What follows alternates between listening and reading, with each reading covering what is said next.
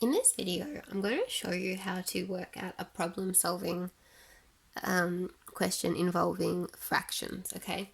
So the question is, write the whole number values so that this unknown number can take, so that question mark, so the unknown value over 3 lies between 5 and 5.5. That means it needs to be greater than 5, but less than 5.5. Now, while I'm going to do this, I'm going to split it up basically into two equations. So my first one here, 1. So I've got the unknown number over 3 needs to be greater than 5. So what I'm going to do is I want this question mark to be by itself.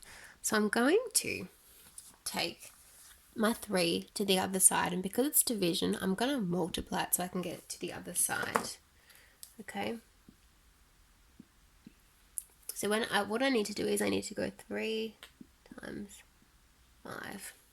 And when I do that, I get 15. Okay. So my unknown value needs to be greater than 15. So that's the first part. So my second part is that this number needs to be less than 5.5. So I'm going to do the same thing where I want to get rid of the 3 so that I get my unknown value by itself.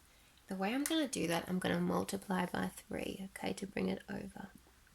Okay, and I can change this into a decimal and just go 5.5 times 3, and what I'll get is 16.5. So 16.5.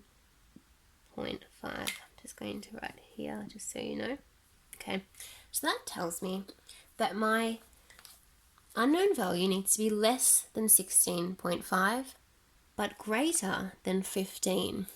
And in the question it says a whole number.